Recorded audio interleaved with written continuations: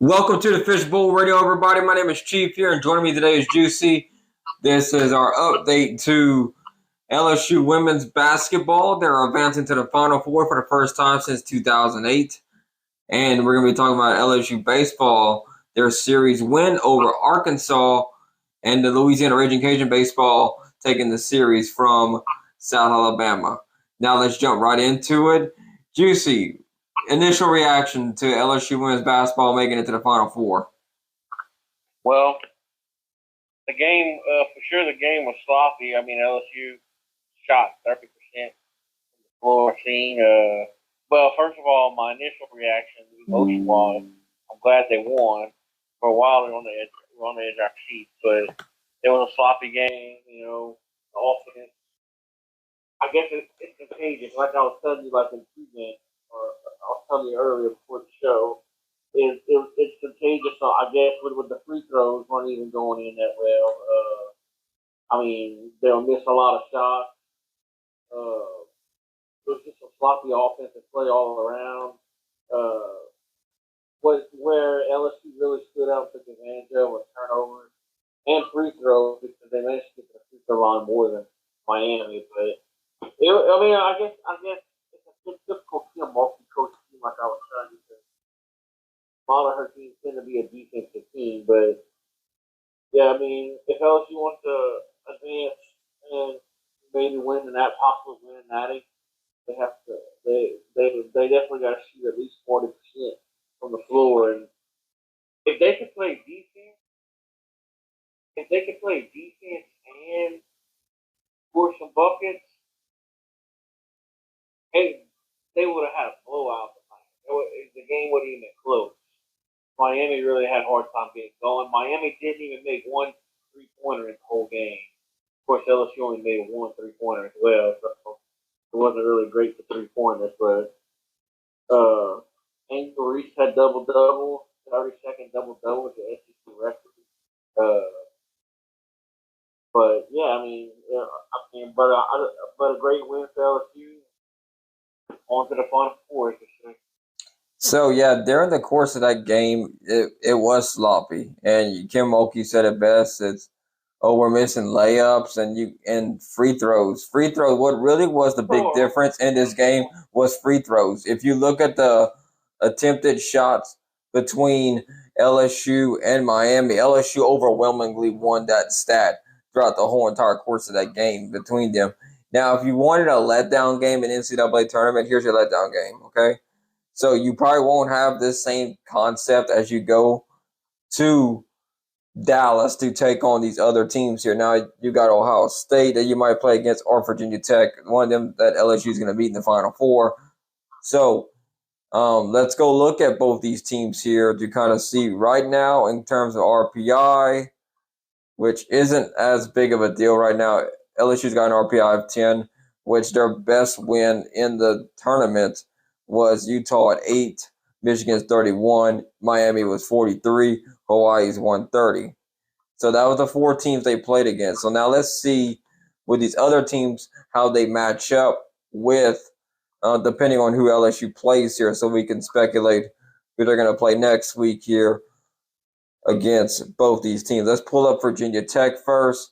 Virginia Tech, their RPI right now is number 5. They have a number 5 ranked RPI. That's the live RPI update. And yeah, they're number 5. So they're 11-3 in quadrant 1, 8-1 in quadrant 2. So they're very known for beating very good caliber teams here. Now let's bring up Ohio State here, who is another potential opponent for like LSU in these brackets here. So if you're an LSU fan, you need to pay attention, like who you think you would want your team to play against. Ohio State's at 15. So the thing and they're 9-6 and 5-1. If I'm an LSU fan, I think I'd rather take on Ohio State in the Final Four than Virginia Tech, just based on how the RPIs are looking here. Both of them are pretty good. I mean, if you want the weakest one, right? So yeah, I guess you got a point there. And they Ohio State's played Michigan. They beat them 74-61. And I mean, that's kind of something there. They got Virginia Tech. They're taking them on at 9 o'clock here. They beat Connecticut. That was a big win for them and North Carolina. So they've had a tougher road through that bracket. So I honestly I wouldn't want to play either one of these teams. But if you're looking at like strength of schedule, Virginia Tech was 27, and Ohio State, if you're looking at their strength of schedule comparisons, they're 23. So I think RPI wise, looking at who you think is the best, I got to go with Ohio State is the team you'd want to play against. Now, do I think LSU is going to do enough to win this game here? It's kind of an interesting one because they're in the stat wise category. They're in top 5 in a lot of categories. LSU, especially on defense, with under Kim Mulkey. Kim Mulkey prides herself on offensive rebounding in the second chance, getting to the free throw line, and just playing very solid defense. She's won 3 national championships for a reason, and she's gotten them to this Final Four. Last time she was in the Final Four, they won the whole entire thing. So I think LSU's going to be prepared for whoever they play against. So, Juicy, you want to make some predictions here? I'll say we.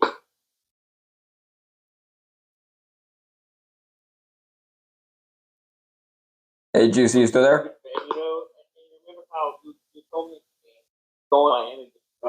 Hello, can you hear me? I got you. Hello. Hey, you there? Yeah, can you hear me? I hear you. Do you hear me?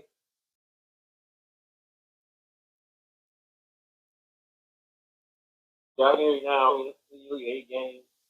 We was previewing the LSU Miami game. How you told me how LSU wins that game, and I told you if they play some defense like they do, then it'll work in their favor. If they keep the score low and work in their favor, well, that's exactly what they do. So that's exactly what they have to do. The Final Four.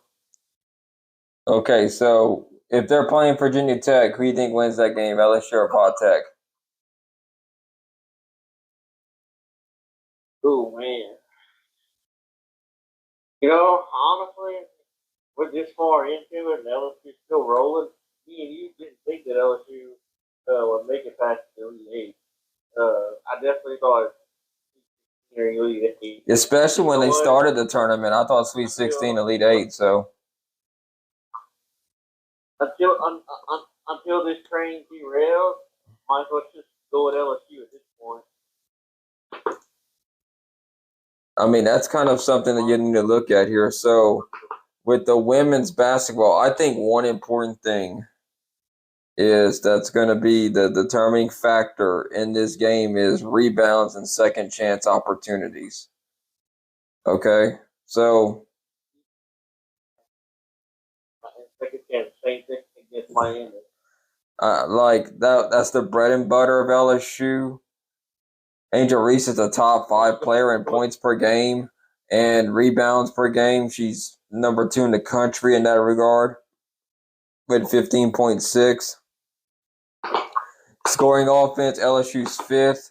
Scoring defense, I don't see them in the top 10 there at all. Like either those LSU or the other ones here. So, but from what I'm looking at in the stats, I ain't gonna lie to you. Let's look at. I think field goal percentage is going to be a very important thing for both these teams here. Let's see here.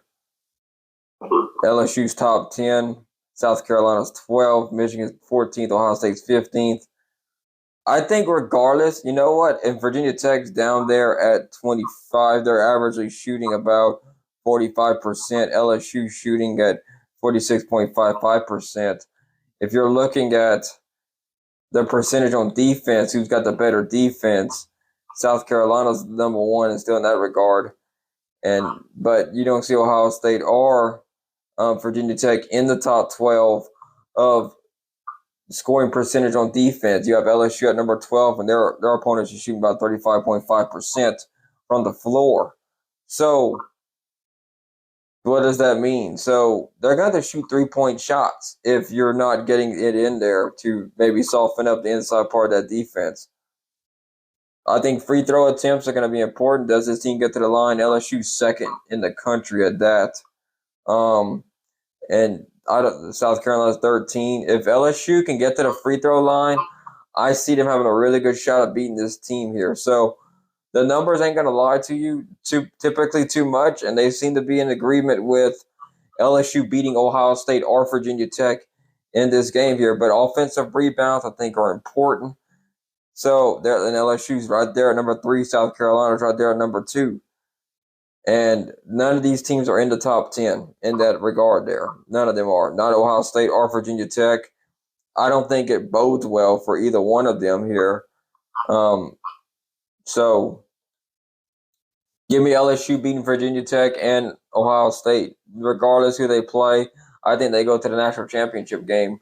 From based on what the stats show, and it's very hard to argue against numbers, okay? Now, the only argument you got against the numbers is who you played against. And you can't really change who you played against because the schedule's already made before the season starts here.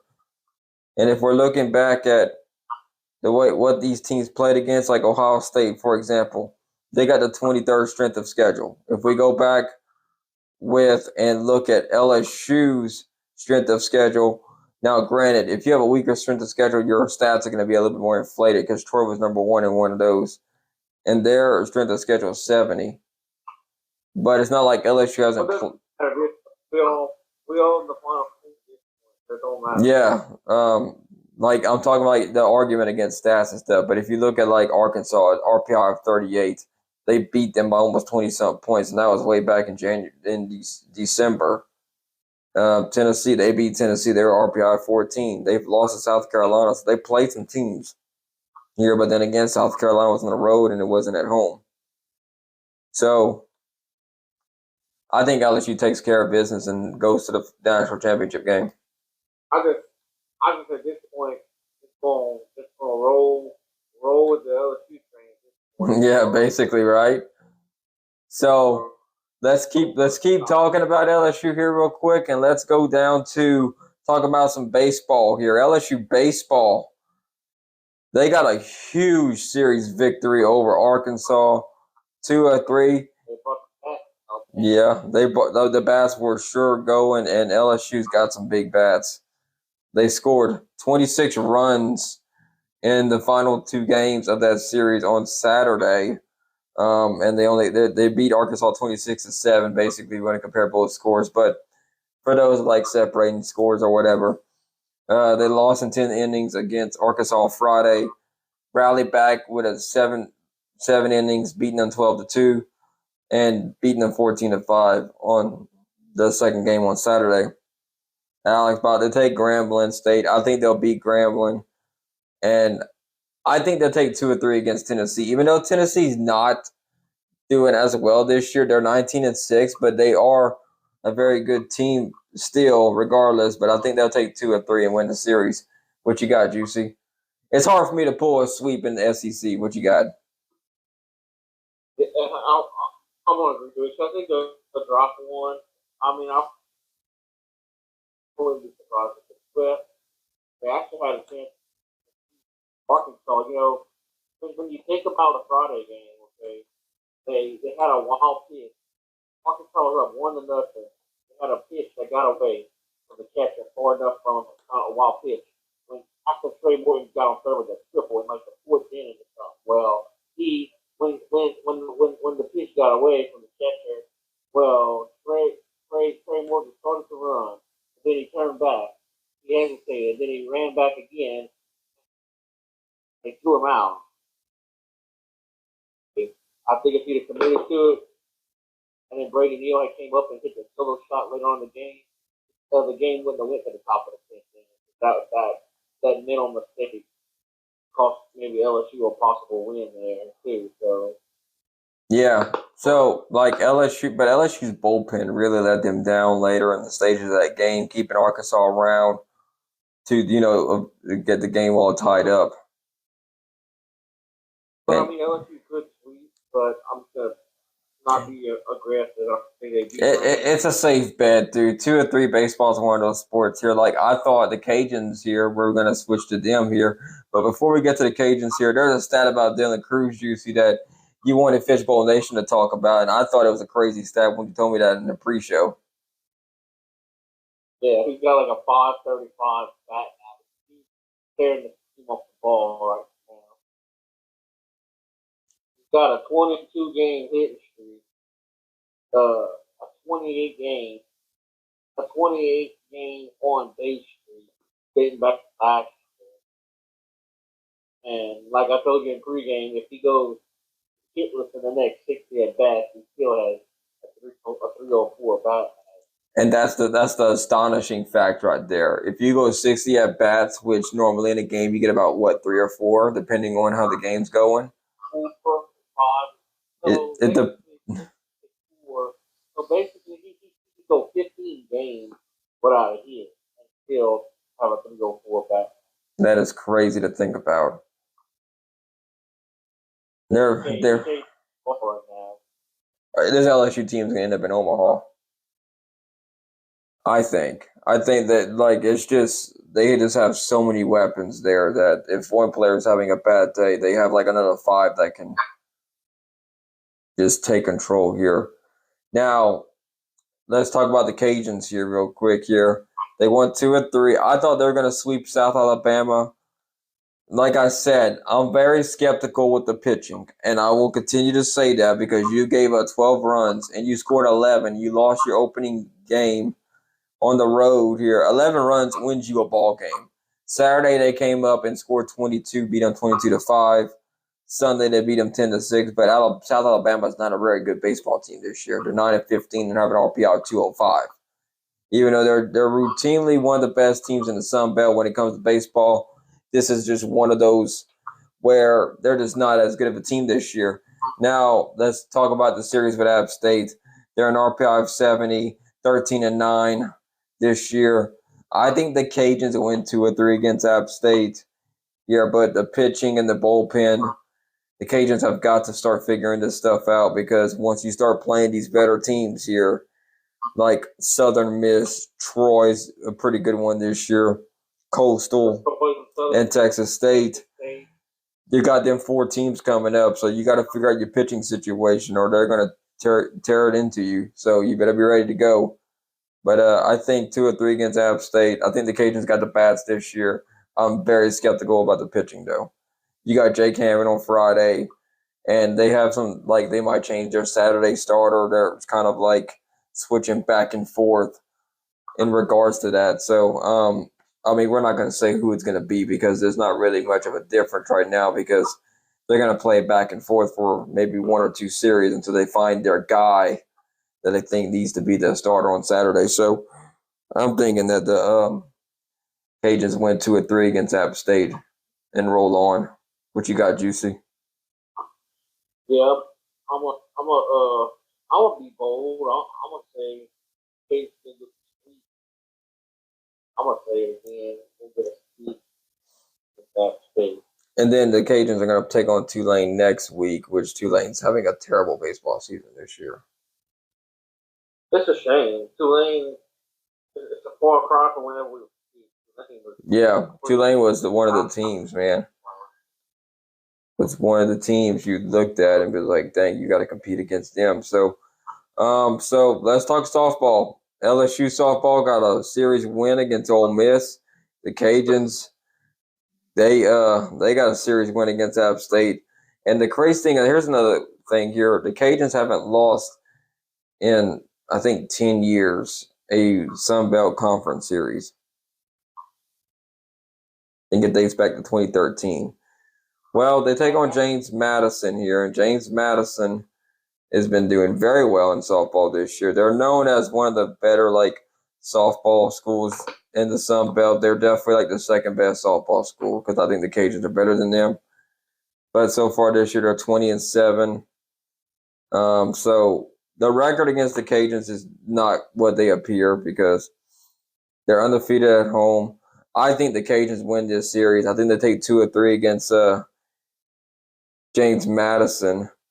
in that regard there. So I'm gonna go look at RPI and see what they look at with LSU and Iowa's advance to the Final Four. That's the update that we just got here on the Fishbowl.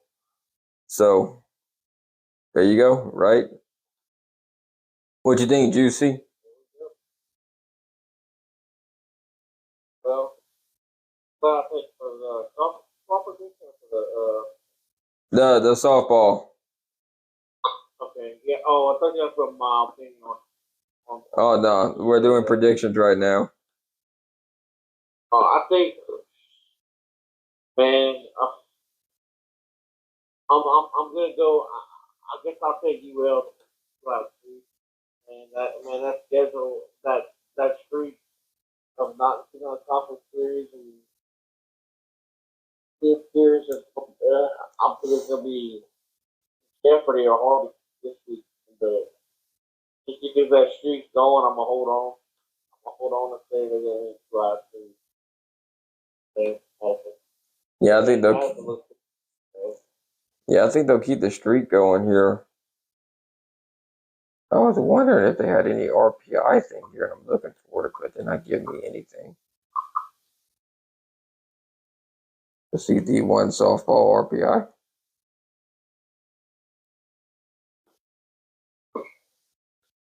Okay, there it is. RPI rankings. Okay, Oklahoma's number 1. All right.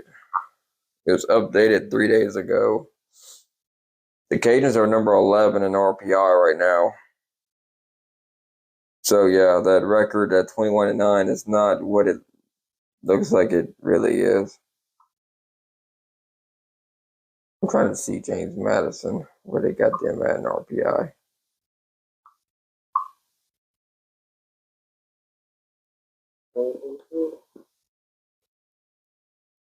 So, okay, that's kind of nice that you like sort of like that. Okay, they're 84.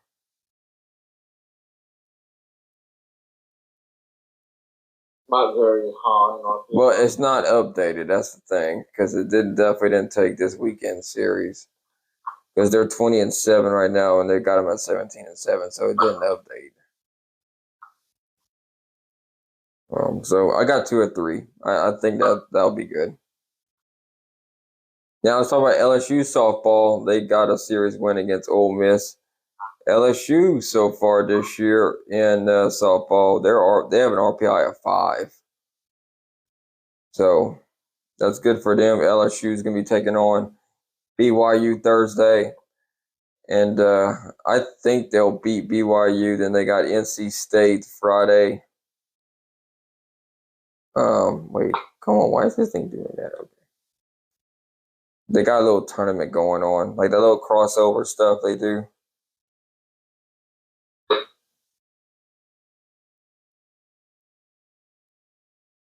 Yeah, I think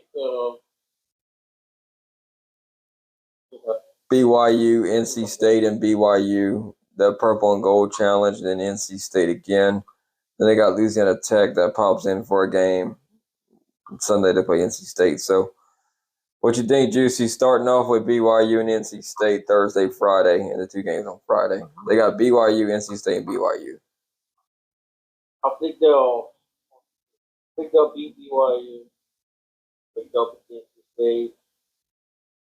They'll beat BYU and Louisiana Tech. I think they'll drop only 1 game. They'll win 4 out of their 5. Well, NC State's having a terrible year. This year they're 11-17 with RPI 138. I think they'll beat both games at NC State. Louisiana Tech, they're 62, 18-10. I think they'll beat them as well. BYU's your best of the bunch. I think their RPI is 72, 14-7. I think LSU handles it very well. I do think they're going to lose one of these games just because it's tough playing all these games at back-to-back times. So I think they'll lose one to BYU. Being conservative, if I was going to be aggressive, I'll go for the sweep, but that'll lead them into their series with Missouri. And we'll see what happens with that Missouri series in softball for the SEC. Whereas if you're looking at like Missouri softball so far this year, it's not the best. They're 45, they're 20-11. Might be all right here. But we'll see. I got LSU losing one game this weekend and just be able to carry with the rest and be able to win a couple of games. So, yeah, we kind of went through a good bit of these teams here, and just kind of doing a quick update of the softball and baseball world here. The Cajuns still rolling pretty good. LSU softball doing pretty good. So I don't think there's much more we could talk about here in terms of the team until you want to get into individual players and stuff here and see what's going on with that. Well, anything else you want to add, Juicy? I feel good, bud. All right, thank y'all for tuning into the Fishbowl Radio here. We made a nice little graphic, so if y'all can go like that post on our Facebook and Twitter and Instagram pages, we greatly appreciate it here. Hope you have a great and wonderful week coming up here. We're staying busy here at the Fishbowl, keeping you all up to date with everything that's going on with the Final Four at LSU Women's Basketball. Can they make it? Can they make it to the national championship game for the first time in women's program history? I know they never won one. They've never won one. I don't think they ever made it. They only got to the Final Four. So from 2004 to 2008, I think it was. Well, it's gonna be a first time for everything. Yeah, we'll see what happens here as we go through this trek here. I'm trying to get and see what's going on here, but I'll tell you what, guys, this has been a crazy team to cover this year, and we stayed with them every single step of the way, like we do with all the teams here. So we'll see what happens. I hope you have a great, wonderful week, and y'all stay tuned. Until next time, we're in the Fishbowl Radio. My name is Chief. Good night, Fishbowl Nation.